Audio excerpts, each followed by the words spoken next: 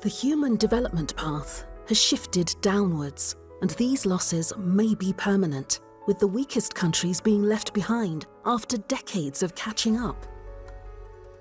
Our inability to manage shared global challenges like climate change and pandemics not only threatens our well-being, but also sows division, fear and conflict around the world. No country alone can tackle challenges that spill across borders, whether a virus or a warming planet. And yet, we're stuck in gridlock, with paralysing polarization spreading everywhere. We cannot break this gridlock by turning inwards. We need to reimagine how we cooperate. We can start by building an institutional architecture that enhances the provision of global public goods, helping us to see the world as more than a zero-sum game and to come together on issues where it truly matters. We can help ease polarization by fighting misperceptions that keep us apart, and by giving people the means to feel more in control of their lives. We don't have to be swept up in a whirlwind of problems, sinking deeper with each disaster. We must do better. We owe it to ourselves, to each other, and to the planet.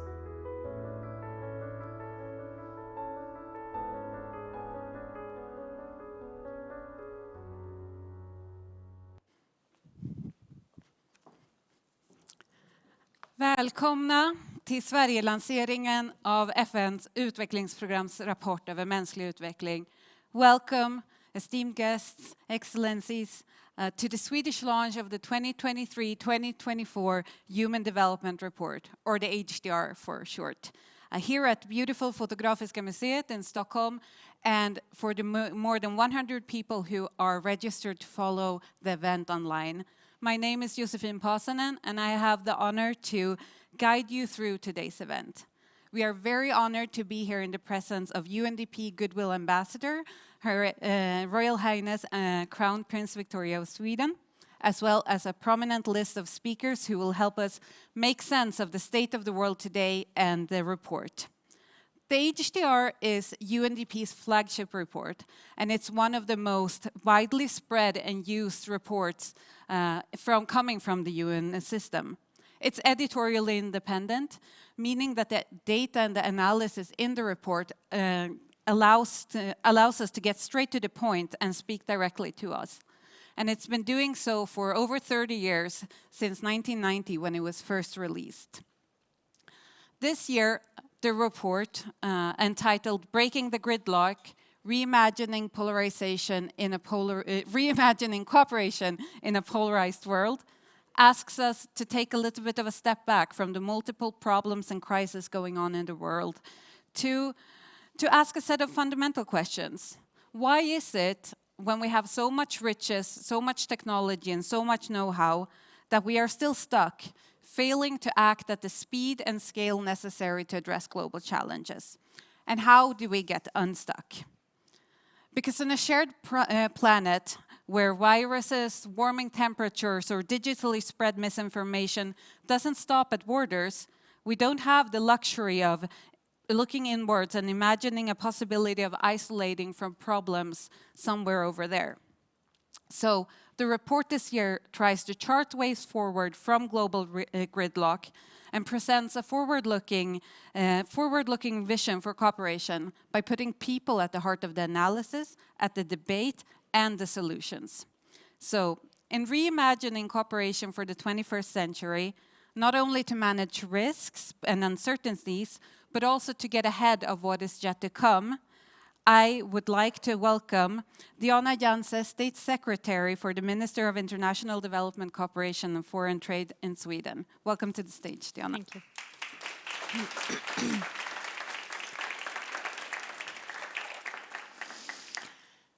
Your Royal Highness, distinguished members of the panel, ladies and gentlemen, it's my pleasure to participate in the launch of this year's Human Development Report. The report gives us valuable insights regarding the opportunities and many challenges facing our world. And we do live in challenging times often described as a time of polycrisis. Many of the crises are interlinked, many of them transcend borders, and many of them are major obstacles for human development, be it food, conflict, climate, energy, or finance. We are far from on track with the 2030 Agenda and its Sustainable Development Goals. Without preceding the presentation of the report itself, I will comment briefly on the two main trends identified in it. First, the uneven human development recovery between developed and developing countries after the COVID-19 pandemic. Second, the democratic paradox, described as a general global support for democratic values, but at the same time, relative support for leaders that undermine those values and undermine democratic governance. Recent research concludes that democracy continued to recede globally in 2022, albeit at a slower pace. The quality of democracy is decreasing in an alarming numbers of countries, with compromised electoral integrity and attacks on civil society, independent media, and human rights defenders. But there are also bright spots. Moldova and Guatemala are two examples, as are Zambia and Tanzania. Sweden is one of the world's leading voices for democracy, human rights, and rule of law. We have a long tradition of supporting democratic values and democracy actors, be it through independent media, human rights activists, or civil society.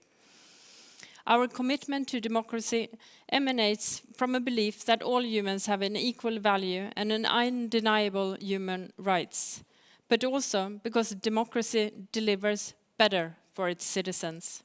We, as advocates of democracy, shall never forget that we simply have something better to sell. We can call it a high-end quality product. And despite what can seem like an upper hand of the authoritarian narrative these days, we should never forget that people's aspiration to live in freedom is universal all over the world. Because democracy is also about human development. Democracy delivers human development, and the case for it is convincingly strong. I will give a few examples. Democracies provide their citizens with 23% more safe water access, 35% more immunization to young children, 40% more electricity access, and 300% higher internet access than autocracies do. The list goes on. And to top it off, in democracies, investments in public services do not rot away in corruption. Strong public institutions, such as professional public administration, an independent judiciary, free, fair and transparent elections, an empowered parliament, and independent oversight mechanisms are all vital for a system of democratic governance that delivers growth and development and that empowers its citizens. Democratic institutions and good governance provide a basis for sustainable economic activities of humans and nations. Subsequently, our support to democracy and good governance globally is also support for sustainable economic recovery. Sweden is a generous donor to the multilateral system as well as bilaterally to many countries. But resources are scarce, and development funding alone will never be enough to elevate human development. That is why synergies between aid, trade, private investments, support to small-scale enterprises, entrepreneurship and innovation are some of the cornerstones of the government's new development policy. This is how Sweden and the Swedish government perceive a journey from poverty to prosperity through democratic and inclusive economic empowerment. In other words, as means to address the uneven recovery trend and ultimately to deliver human development. I look forward to today's discussion. Thank you.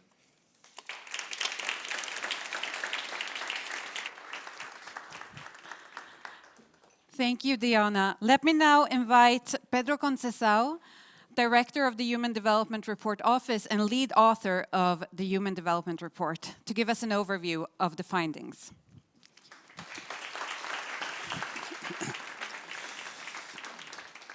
Thank you so much, Josefin, Your Royal Highness, State Secretary, colleagues, friends.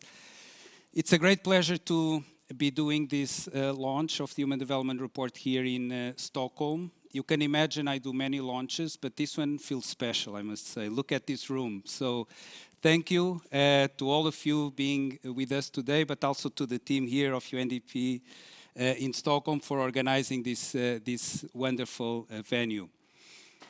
So let me start with giving you a state of where the world stands on human development as seen through the prism of the Human Development Index. Human development and Human Development Index are not one and the same. Human development is a much broader idea that seeks to inspire people to look at progress and to evaluate policies by the impact they have on people, not by the effects they have on the economy or the effects that they have on some sectoral policies. And it's an index that, so this is human development, and Human Development Index is a way of accounting for this broad notion of human development that brings together indicators that reflect the state of the economy, that reflect also achievements in health and education. So it recognizes that the economy is important, but doesn't define fully what's important for people. So what does the story of the evolution of the Human Development Index tells us? Since 1990, since we started, at the global level, the global HDI is a story of steady progress, as you can see on this chart. But as the State Secretary has already mentioned, it declined in 2020 and 2021 for the first time ever. This was a universal decline affecting not only the global average, but almost every country in the world. There was a decline in 90% of countries in the world. And as you can see also on the chart, over the last 2 years, 2022-2023, there has been a recovery. So this is good news. The world is getting better. But there are two concerning aspects to this recovery. One has to do with this shaded part that you see on the chart. What does this mean? It means that the shift of progress in human development has the trend has shifted downwards.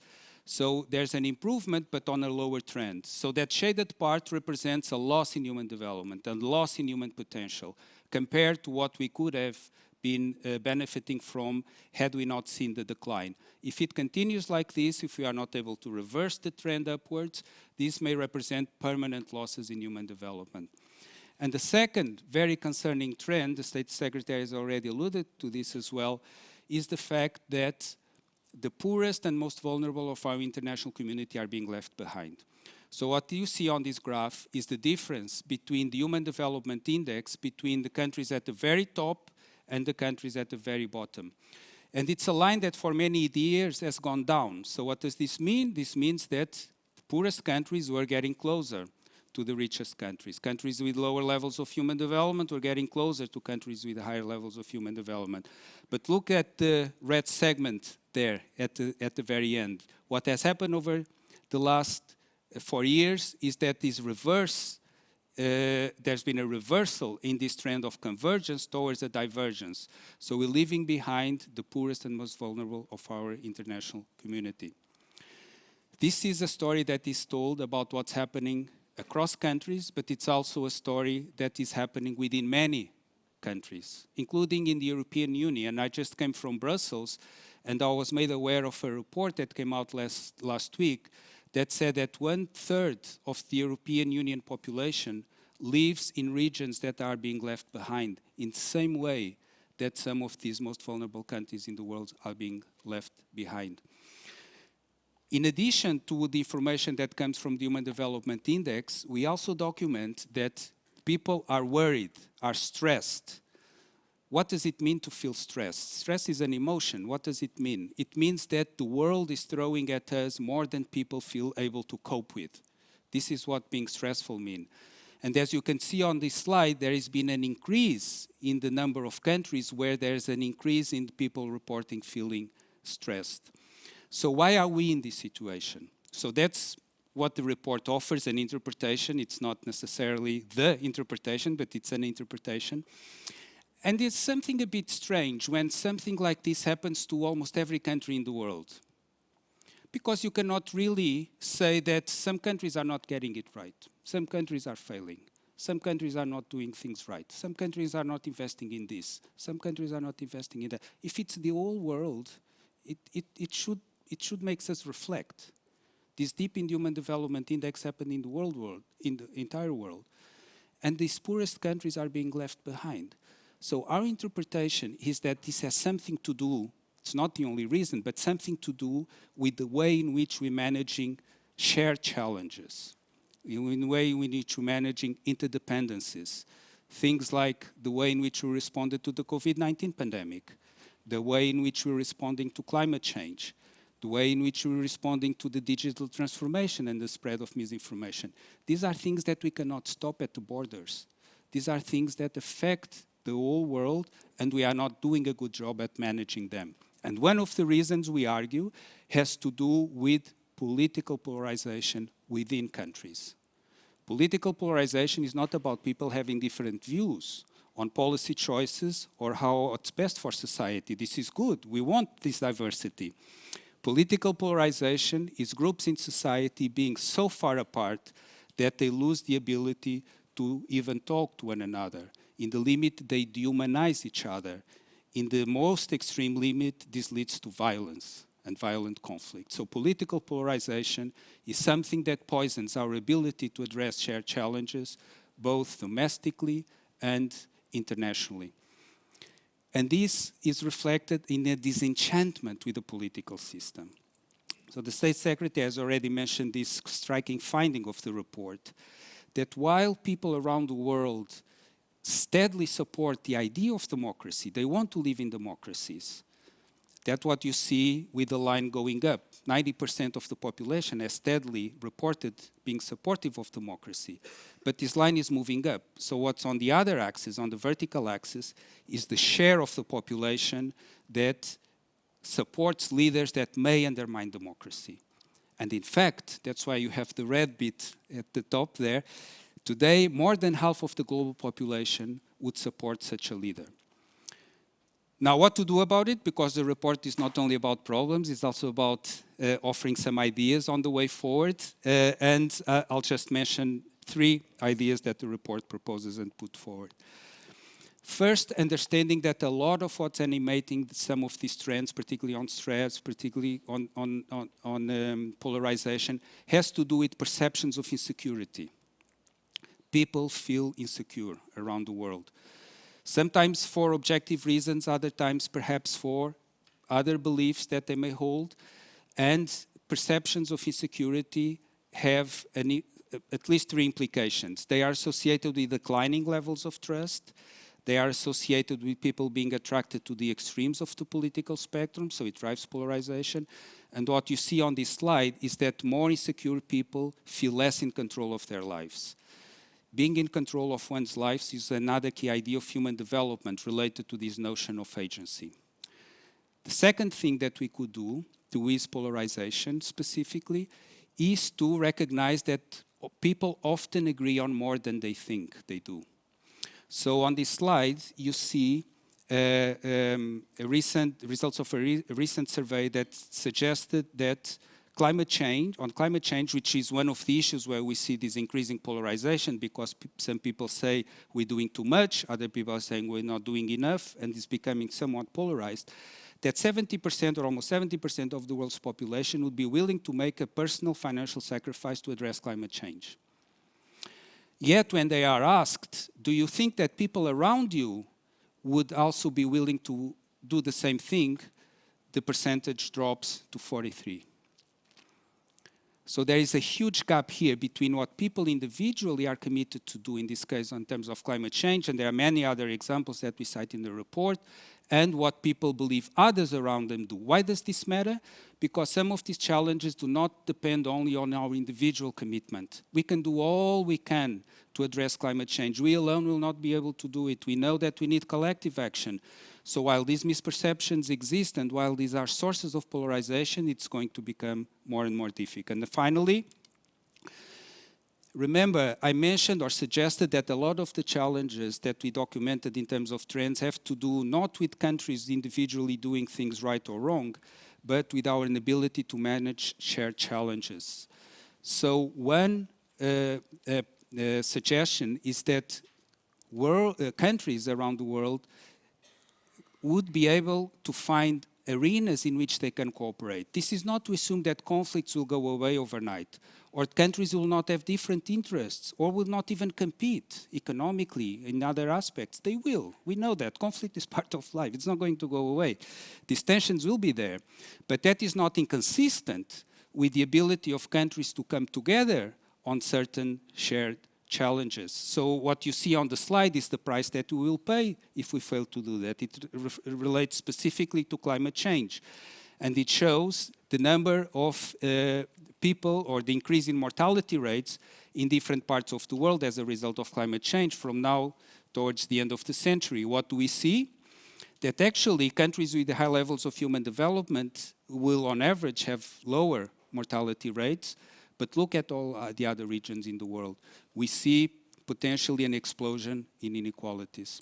So if we find ways of collaborating on areas that are not zero-sum, we call it in the report global public goods, but it's one perspective, this would be a way of also breaking through the gridlock and another way of reimagining cooperation.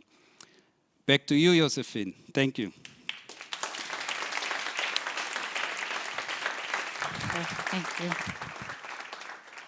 Thank you, Pedro. So can I please have my panelists join me on stage now? We are very honored to have a great set of speakers to help us make sense a little bit of the findings that Pedro just presented, and explore what some practical ways might be to find solutions and mobilize cooperation in a divided world. We've also received a number of questions from the audience here and people online that we've weaved into the conversation. So let me first welcome back to stage State Secretary Diana Janse. Where do you here or there? We also have Professor Åsa Wikforss, who's professor in theoretical philosophy at Stockholm University and a member of the Royal Swedish Academy of Sciences. Hey. Jakob, Granit, Director General for the Swedish International Development Cooperation Agency, Sida. Welcome. And last but not least, Kevin Casas-Zamora, the Secretary General of International IDEA.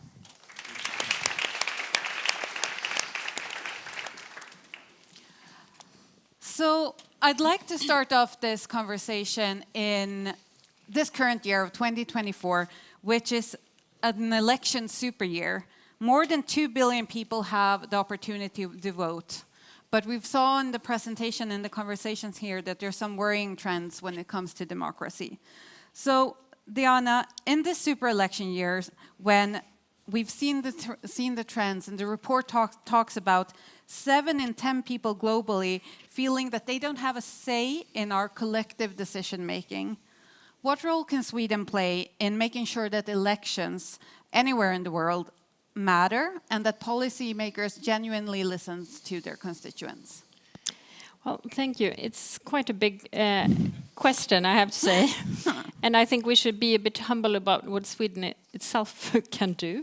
But supporting democracy and also electoral processes and the integrity of those processes is one of the areas we're working with. And within supporting democracy, we do a lot of things. We support training of local election observers, we send international observers, we work with democratic institutions and supporting, for instance, electoral management bodies, etc., etc., etc.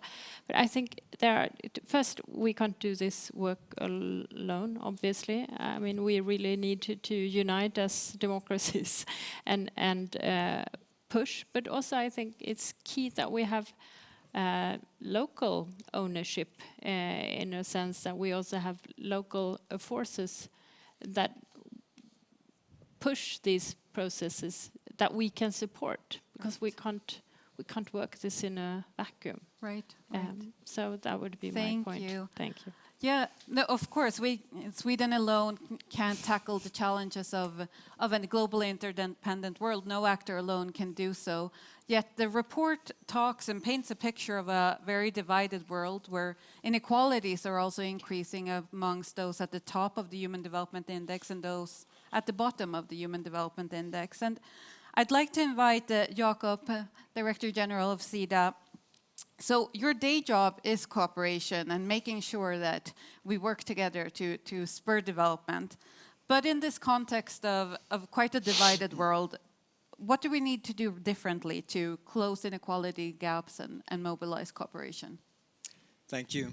And Your Royal Highness, and just to start off with the topic of managing global public goods, I had the opportunity to meet the Royal Highness in my previous job as well, which was about managing freshwater resources and marine resources. And that's an example of the need we have to collaborate together. We cannot resolve the management of our oceans if we do not collaborate, and we see it continuously. And that relates to the management of climate goods and also on fisheries and food security systems and so on. The report speaks about many of these issues, and I'm reading it. I mean, it covers so many topics on geopolitics, inclusion, security, accountability, trust, good governance, the global public goods dimension, and so forth. But one thing that stands out also, I think, is, and I talked to our colleague before the session here, is that the topic of, even in countries that are developed and have opportunities, the topic of stress is increasing. Mental health issues are growing, even in our own society. And I think that's a major concern, because the report very elegantly covers that this is a global issue. Now, our agency is, of course, responsible for working towards development in primarily in developing countries.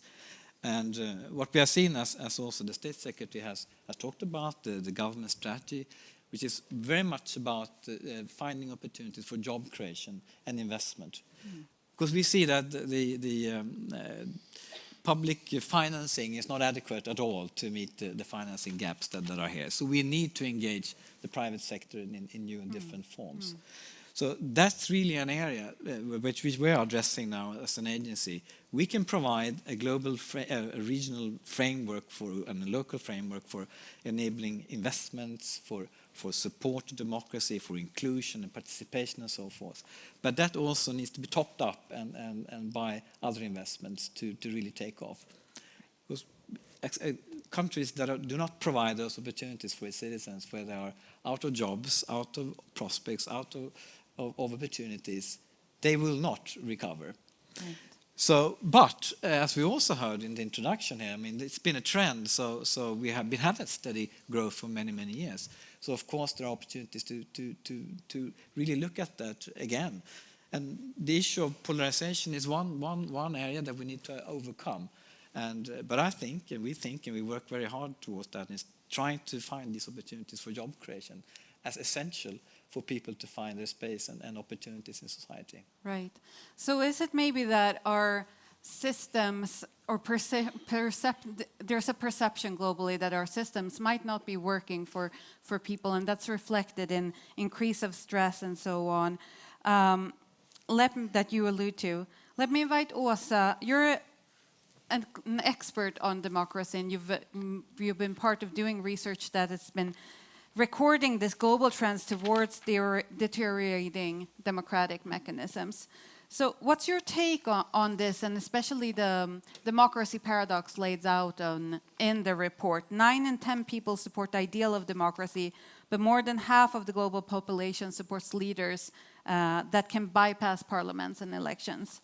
Is it that the current systems are not working to people's needs? And then, if so, why is it important that we counter and counter these narratives and protect the values of democracy? Well, I mean, there's not one factor behind democratic decline, right? There are vulnerabilities when people feel insecure and so on that are exploited. But I think the exploitation is essential to understand democratic decline. It comes from above. It comes from politicians who see a possibility of exploiting the vulnerabilities and the fears and the worries that people have. And they have now, of course, this amazing digital transformation, the new information landscape, where they can use that for propaganda purposes to dismantle democracy. So I think it's not wrong to look at vulnerabilities among the populations and so on. Of course, one should do that, but one should also be very clear, and this is what political science says, where the political polarization comes from the top. It doesn't come from below. It comes from a situation where politicians realize they can benefit from driving political polarization. And now we're not talking ideological polarization, as was made clear before. We're talking this affective polarization about how people feel about the other political side. And some politicians benefit from driving that. I think India is a very interesting example right now of that sort, obviously the US.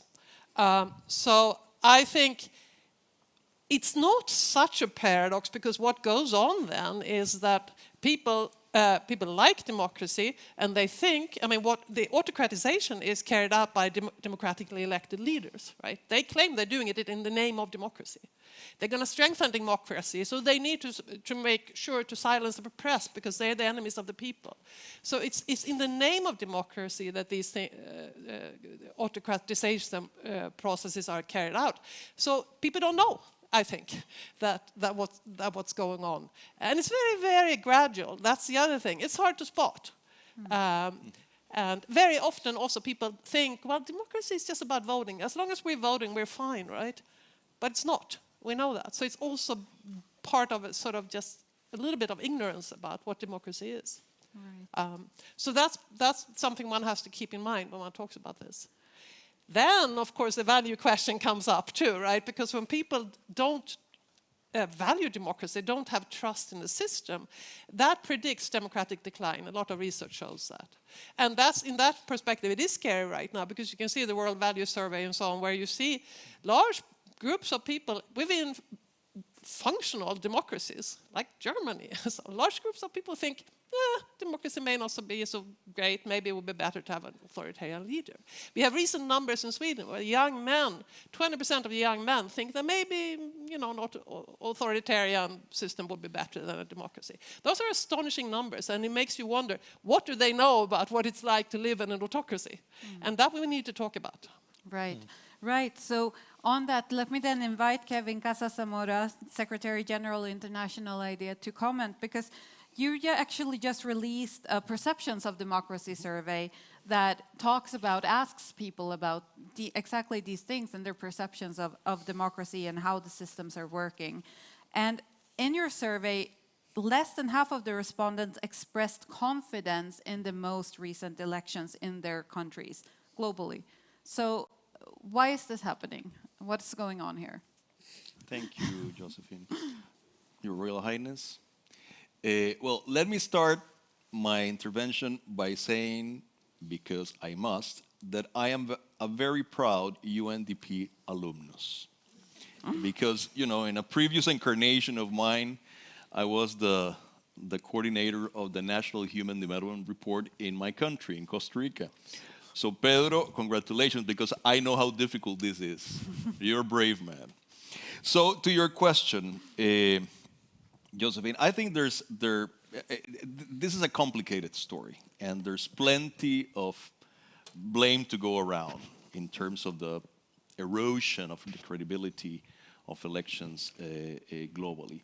If I were to summarize it in a very catchy way, I would go back to what Moises Naim put so well in his most recent book. I would say it's a combination of polarization, for sure, populism, and post-truth. Polarization, for sure, because in a polarized society, you're more likely to undermine the credibility of the electoral process if your tribe doesn't come out on top. And this is happening in a lot of places where you see the stakes of elections as something existential for you. Often because some of the issues at the core of public debates are issues connected to identity, which you cannot split in half, on which you are not willing or even able to compromise. So polarization is a huge a part of this. Then you have disinformation campaigns that are specifically targeting elections, often campaigns of a transnational nature. And if we talk about disinformation campaigns, well, the mother of all disinformation campaigns was what happened in the US in 2020. I mean, I have to think that and I've seen that what happened there around the election has had global repercussions. In a way, the big lie has gone global. And don't take my word for it. I mean, if you read some of the statements put out by the military in Myanmar just before the coup, when they annulled the election that had just taken place, the democratic election, they repeated almost verbatim many of the things that Donald Trump said during the election and after the election in 2020 in the US. So this is definitely a factor. And last but not least, you know, I would like to make a broader reflection on the question of trust and the impact of the pandemic. Because, I mean, trust has been in short supply for a long time and has been declining across the board.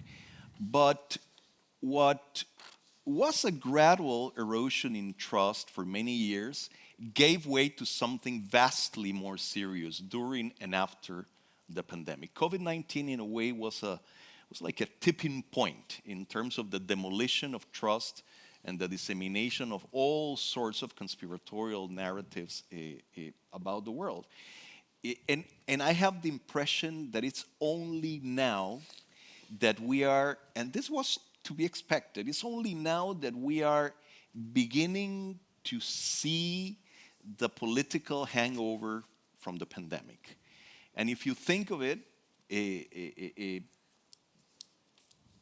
was really a toxic mix that came together during the pandemic. It was the combination of big government interventions, plus big pharma, plus the visible collapse of public services and social contracts in so many places, the ostensible segmentation of the impacts of the crisis, all these things came together, you know, a truly toxic mix, crying out for a toxic mix of complex factors, crying out for the very simple explanations provided by conspiracies. So this loss of trust across the board manifests itself also and specifically with regards to elections, but the theme is broader.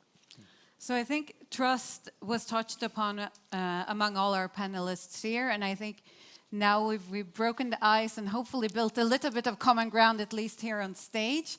Also, please feel free to jump in on your fellow panelists and comments and compliment as you see fit. But I'd like to actually pick up on that trend, that thread, and dig a little bit deeper into the issue of trust and information. And one of the key trends we see today that are reshaping prospects for cooperation, both domestically but also internationally, the digital revolution and digital technologies, which are permeating almost every aspect of our lives today. So, Diana, Sweden is leading actually an intergovernmental process on the Global Digital Compact together with Zambia. Again, another example of mobilizing cooperation across countries, right? And the key issue for our times, leading up to the Summit of the Future in New York in September. So can you tell us a little bit why this topic is so important to Sweden and why engage? Why do we need a globally agreed human-centered digital framework within the UN? Well, first, I'm proud that Sweden plays such an important role in this process of agreeing on a global digital compact. It's a testament, I think, to our credibility and prowess when it comes to digital cooperation, or maybe even cooperation generally, and technologies more broadly. Well, why is this important? Well, new technologies and innovations lead to development, increased productivity, and reduce carbon emissions. I mean, it helps us grow better crops, more nutritious crops. It's revolutioning health, education. I think when I look at the Agenda 2030 goals and wonder how we shall ever reach those very ambitious goals, I think, at least for me, this is what really gives me some hope that we will be able to use technologies, new technologies, digital solutions to leapfrog development especially for the countries so far behind. But we also had plenty of examples of where this digital era is contributing to polarization, undermining trust, etc. There is a backside to everything. So in this sense, it's good to have a common framework. And I think it's also when it comes to now, for instance, artificial intelligence, there is need to regulate how we actually go about this. Right. So we can leverage AI and new technologies to augment what we can do and to kind of spur development and while minimizing the risks, essentially. So on this, Åsa, you've done quite a lot of research on links between digitalization, information systems, and democracies. So what are your insights on this and on leveraging digital for spurring development? Are democratic systems prepared, or are they fragile and quite easily taken over by disinformation? Well, they're very fragile when it comes to this. I mean, democracies, generally speaking, are better at handling crises than authoritarian systems. We know that because democracies, this is the epistemic argument for democracies, they make knowledge-based decisions because they have freedom of press and academic freedom. So the knowledge comes out and we can make knowledge-based decisions. This particular crisis, the truth crisis, is a particular kind of challenge for democracy because it undermines the epistemic advantages that democracies have over other systems. So how does a democracy handle a truth crisis? There's no precedent for that. We don't know what to do. We can't very well, we have freedom of speech, we have media freedom, we can't very well curtail those freedoms in the name of democracy. That wouldn't be such a great way to go.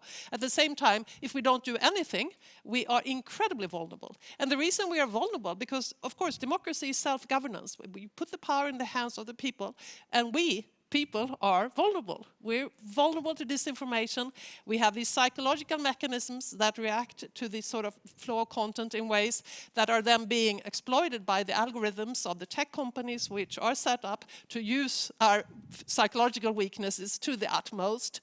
And we are vulnerable. So, and I think the idea, which, you know, the tech companies like that idea very much, well, critical thinking, just do some more critical thinking, we'll all be okay. No, critical thinking how good we are at critical thinking is totally dependent on the quality of the information environment. Because the way you assess the reasonableness of information, you do that against the background of beliefs you already have. So if you've been fed a lot of this information, you're going to make a very poor assessment of the reasonableness of the information. So there's no getting yourself out of this through critical thinking only. We also have to do something about the poisoned information landscape, and that's going to require some legislation. It doesn't have to mean that we limit freedom of speech, because there are other things you can do. You can demand greater responsibility from the platforms, for example. Right. So. And on that, on other things that we might be able to do to sort of curtail the risks while still leveraging new technologies. We got a question, and I want to invite Jakob here, on the role of development cooperation in building common ground and preventing further polarization, especially in this context of digitally spread misinformation. Thank you. It's good. It's a very broad question, so I can start anyway. I was thinking, starting a little bit, we talked a lot about democracy here, and of course, we know there are ample evidence that democracy delivers in many contexts, but obviously not in all contexts. So somehow there must be some form of analysis here why there are other solutions that are some countries, some regions are actually moving on. Now, one explanation is, of course, disinformation and power struggles and all of that. So, for sure. But at the end, we somehow need to identify what people need, and then people need some form of benefits and hope and aspirations. And if systems cannot provide that, there will always be somebody who will propose something different. Now, we can call that polarization, or we can also, perhaps look a little bit inward. Is the democratic system delivering? And if it's not, how can we improve it so it actually we can demonstrate some benefits? So, and in that regard, I think we need also to look at all the systems we have. We have a multilateral governance system that is also now quite debated. Is it actually delivering in South Sudan? Is it delivering in Palestine for the moment? Is it delivering in Ukraine? I mean, I'm not saying it's not. I'm saying it's a question. Regional governance. We have an EU system that we are very proud of. 27 member countries that actually do work together. Soft power, bringing countries together. But also a lot of polarization within the EU right now. We are now very close to the EU parliamentary elections. So also that system needs to prove it's delivering benefits. And then we have, of course, you have national and local governance. All of those systems, it's not just good governance, it's governance that actually deliver some tangible benefits. And I think somehow we need to identify what it is. And if it doesn't deliver, making sure we can contribute to that and strengthen those systems. And so how is development cooperation hooking into that? Yeah, I think, an agency like Sida, and as the State Secretary said, we have been working in support of good governance and democracy for over 60 years in different forms. And yet we see that it's struggling.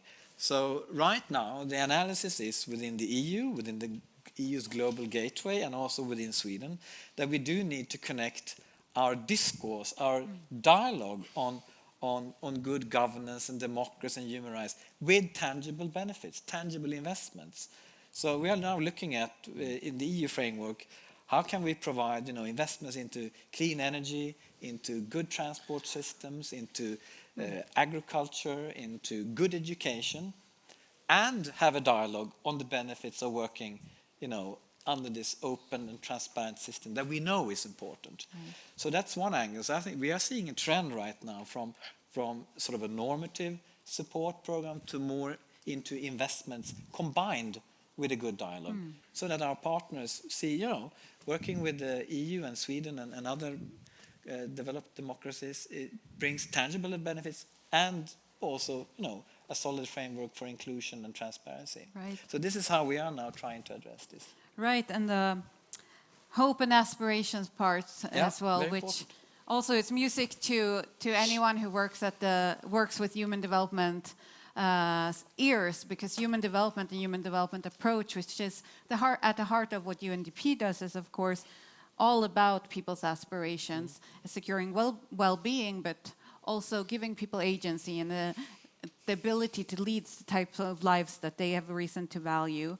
Now, that's very akin to one of the findings in the recent survey that International IDEA put out on the links between perceptions, aspirations, and functional health of democracies. And in your survey, Kevin, you found that a majority of the respondents believe, so these are perceptions again, they believe that they are worse off than their parents. What implications does that have for the young generation coming up and taking over sort of cooperation here? I have to think that there are profound implications, not least because certainly in the West, we are in uncharted territory. I would say that ever since the Industrial Revolution, one of the unwritten assumptions of pretty much all political systems, certainly democratic political systems, was that the next generation was going to live better than the previous one. I mean, once that link is broken in the minds of the people, it becomes very, very complicated to sustain the legitimacy of democratic systems. So at the very least, I have to think that that creates an incentive for many young people to start casting about for alternative political arrangements. Add to that the fact that pretty much all countries are dragging their feet when it comes to the climate crisis. Add to that the perception that political leaders are completely unconnected to the realities of young people. Just yesterday, I was seeing some data that we just collected. If you take the first 24 elections that happened in the first 3 months of this super election year, the average age of the leaders elected is 62, right? I mean, I'm no spring chicken, right? But I'm significantly younger than the average political leader that has been elected in the course of this year. So, I mean, if you add all these factors, it makes for, you know, a poor proposition for young people. And what I find very interesting, not just about young people, is that just as the data that we saw suggests, the demand out there in most places is not for doing away with democracy. It's more subtle than that.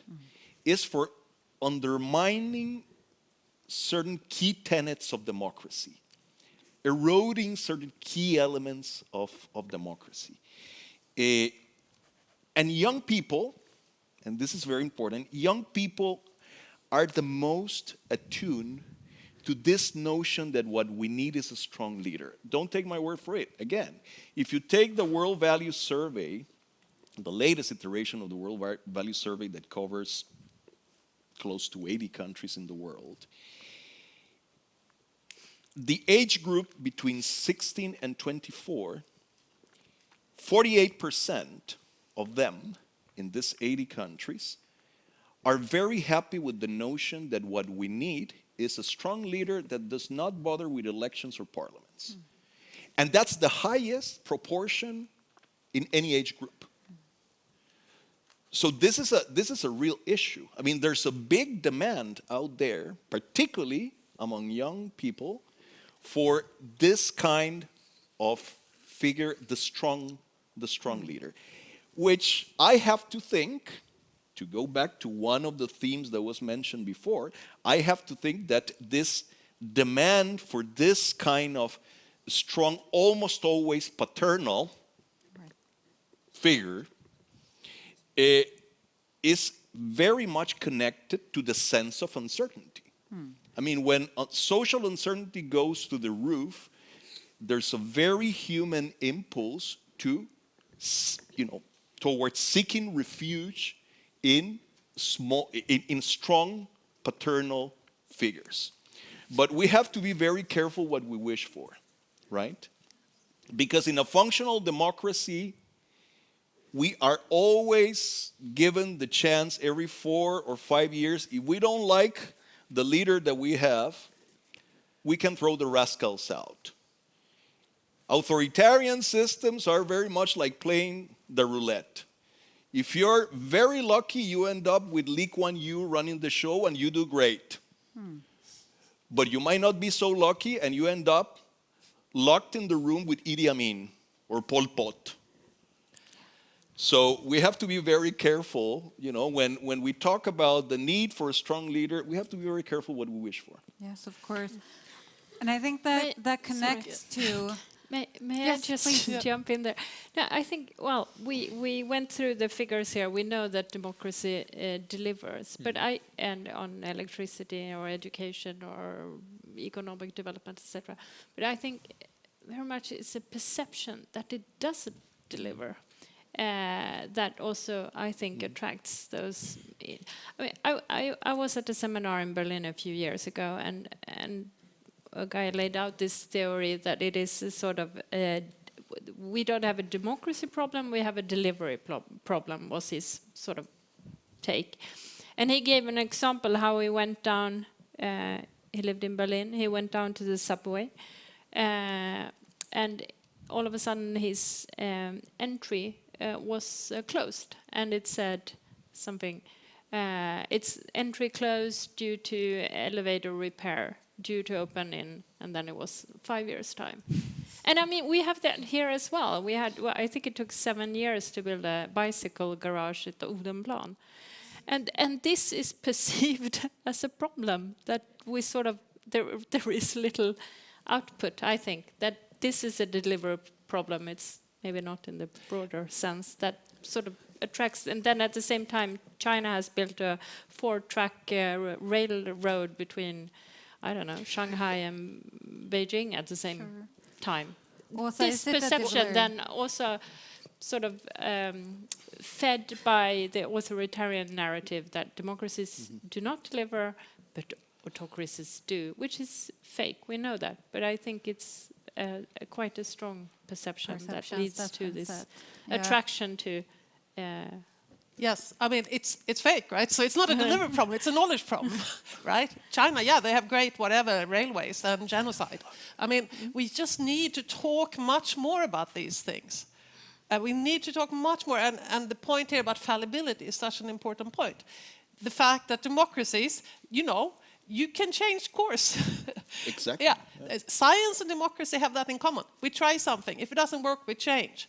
Autocracies and dogma have the opposite in common. We don't ever change. We go the road to hell.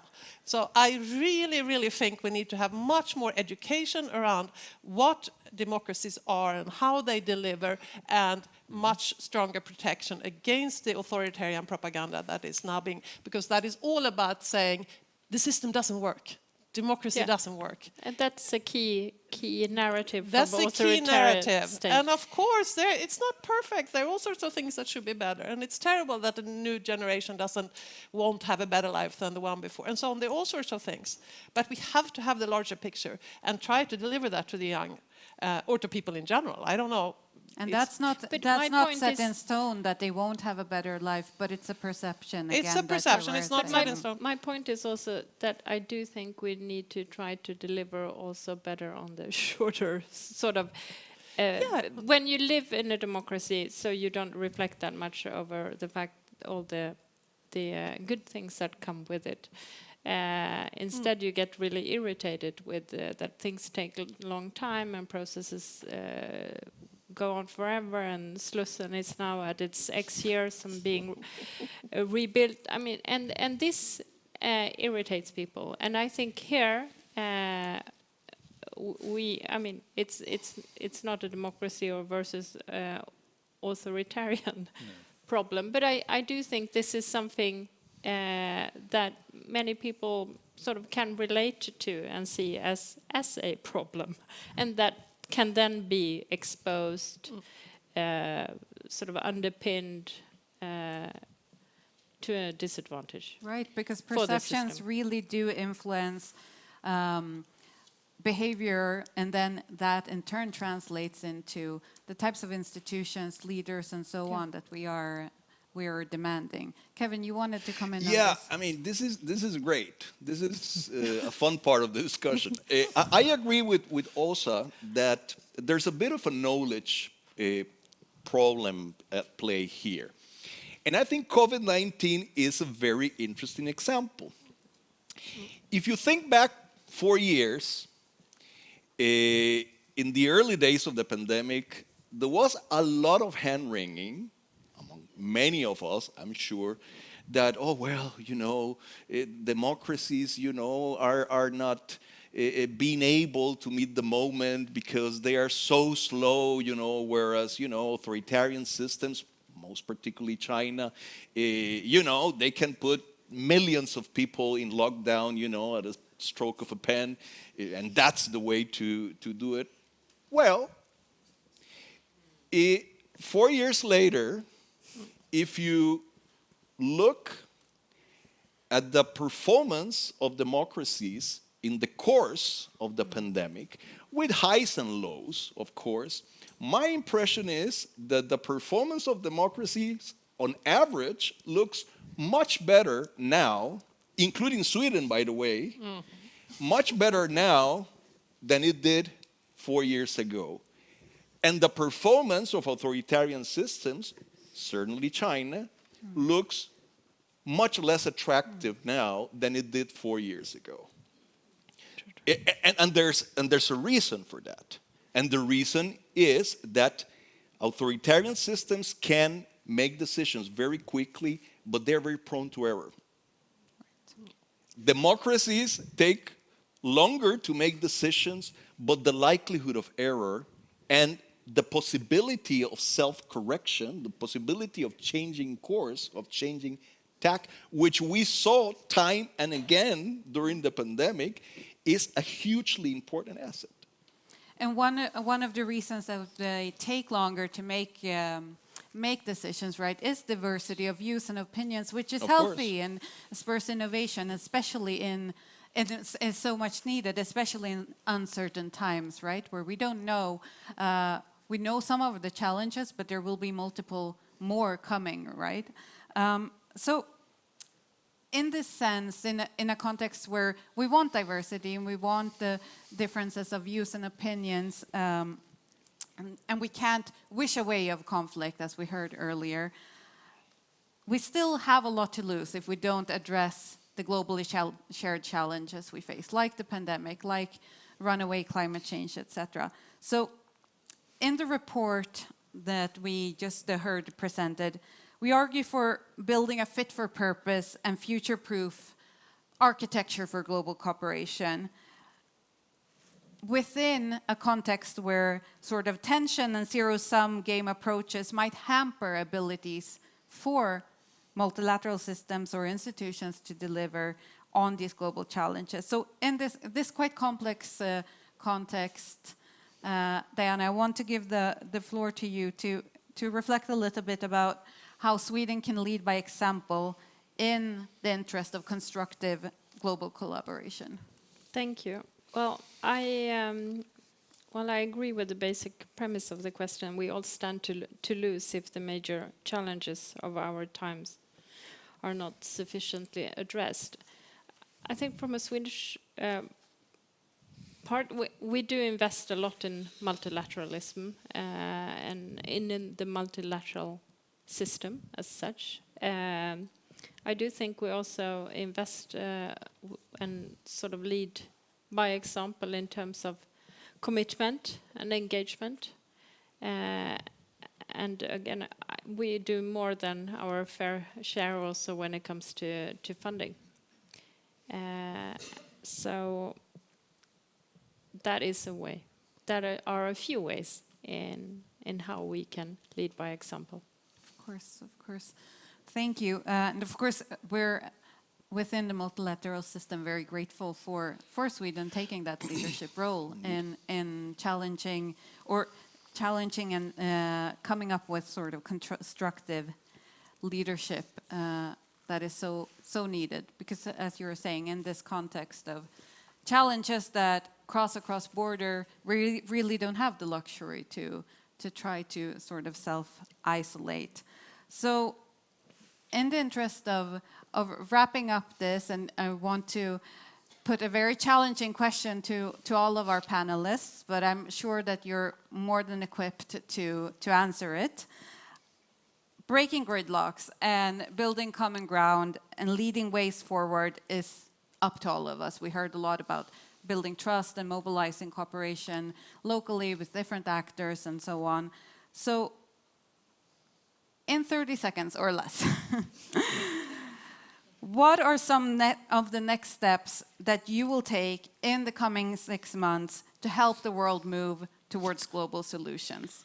I'll start with Kevin. 30 seconds. I was sure I was going to get the short end of the stick. I mean, look, one of the things that we are doing at IDEA is leverage our very diverse membership base. We have countries from all the regions, poorer countries, rich countries, east, west, the lot, and use IDEA as a platform for member states to exchange on substantive issues around democracy. You know, how to deal with disinformation in the context of elections, how to better manage the impact of climate disasters on elections. I mean, that sort of thing, very practical stuff.